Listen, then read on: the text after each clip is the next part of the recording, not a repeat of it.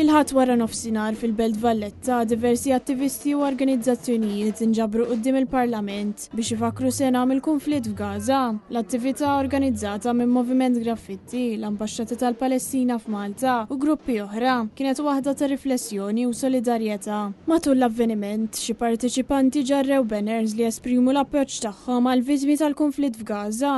Kien hemm diskorsi minn rappreżentanti tal-organizzazzjonijiet li sejħu għal għarfien dwar il-konsegwenzi tal-gwerra fuq il-popolazzjoni ċivili u għal aktar azzjoni favur il-paċi.